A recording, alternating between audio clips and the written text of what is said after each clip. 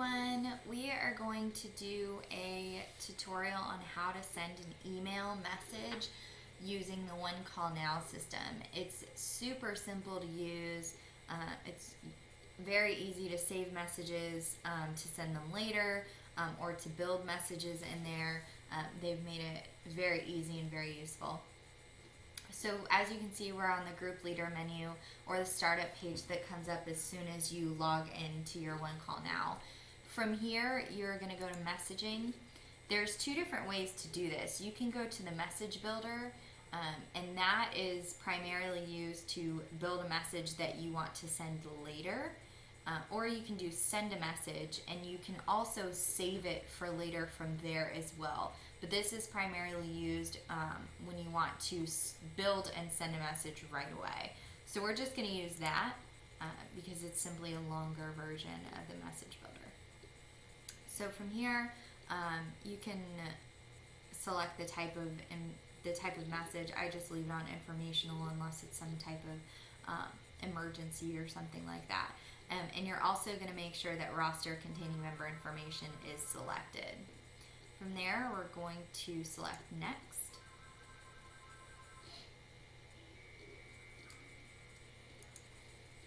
This name for your message is what's going to show up in your message builder should you decide to save this message for later. I would like to save this message for later, and my message is regarding washers and dryers. So I'm going to put in something, laundry today. And then I'm going to select email and make sure I unselect phone because I'm only sending this via email. This is the information that the actual person is going to see in their inbox and once they open the actual email. So you always want to identify yourself in the subject of the email just so when they're looking through their inbox they know that it's from you and it's not just spam. And then I also put a little tagline in there that kind of tells them close to what they're going to see in the email. So I'm going to put laundry today. I leave it a little bit kind of cloudy so at least they're curious, and that way they open it rather than just throwing it away and thinking that it's not something that they want to look at. Here's where you're actually going to build the body of the email. One thing to remember is we primarily send out flyers that we make in Publisher or Smilebox or things like that. But in the email, you cannot only have a picture. You have to have some type of typing in there. So I always put Ridgemire Commons apartment homes. You can put whatever you want. I just like to identify. It's something easy that I put into the top of every email, and it's relatively small, so it doesn't impede on the email at all. So from here, we're going to insert a picture or flyer, is what I like to call them. And from here, we're going to go to the image manager. So as you can see, several images that we've already uploaded at one point or another are on this screen. If you're creating a completely new email and you haven't used that flyer or image yet, you'll need to go to upload. And from here, you can search your computer, your desktop, or wherever it is that you need to look for the flyer and select it from there. In my case, it's already here. So I'm just going to double click on it and it immediately inserts it into the body of the email.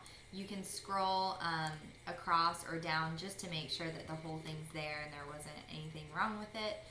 Once you're satisfied, which I am, you just click next. Here is the place where you're going to select who you want to send the message to. We always have a testing email for new emails. We just like to make sure that they are coming through and they're visually appealing and easy to read. So we always typically test new emails that we're sending with new flyers or whatever it may be.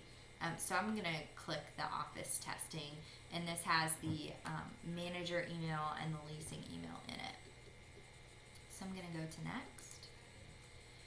This is a really cool step that you go through. You can actually build this message now and decide to send it out a week from now, tomorrow, next year. So that's really cool. I want to send it out right away, so I'm going to leave this date for today. You can also decide the times. If you leave them now, really the time that matters is the end date, since we're already past the start hour. But say I came into the office early at 7:30, this start hour means that the emails aren't going to begin to be sent out until 8 a.m. And then this means if they're still for whatever reason trying to get an email to go through, that the last email would be sent out at 8 p.m. if necessary. This is important when you're doing phone messages or voice messages, because it is ringing to someone's phone. So I always typically change these to office hours. I actually don't ever like to call any of my residents with a recorded message prior to 11 o'clock.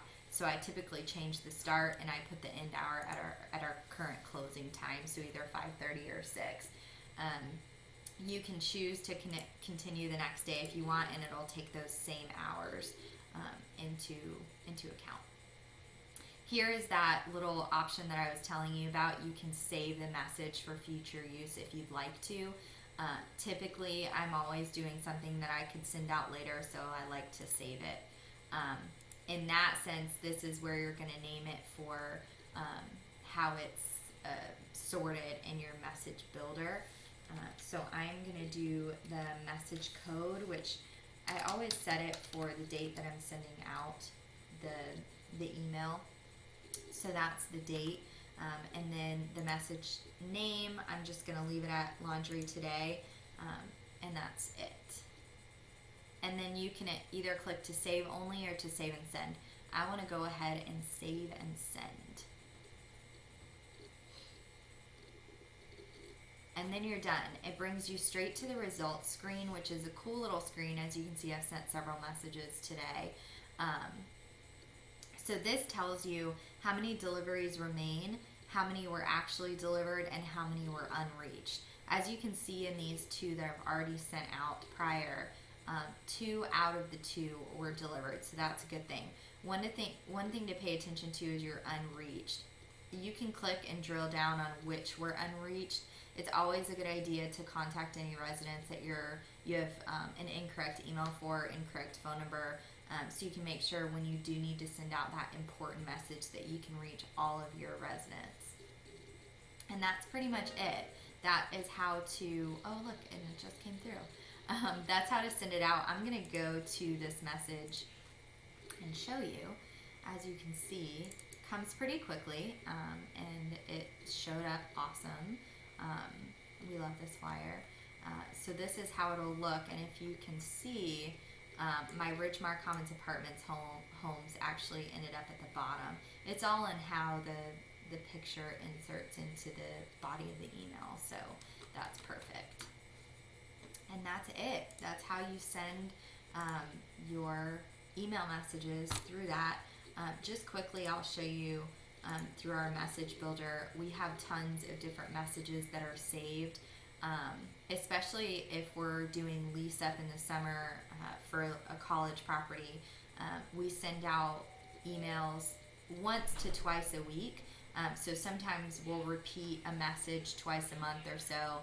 So we may send almost sold out on Monday the 1st, and we may send it out again on the 20th.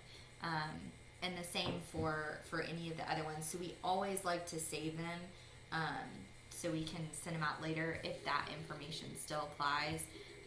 So just make sure if you are doing that you check the flyer that you inserted into that email and make sure it still applies to all of your information. So that's it, everybody. If you have any questions, as always, get in touch with Tiffany, and I hope this helped. Thanks, everyone.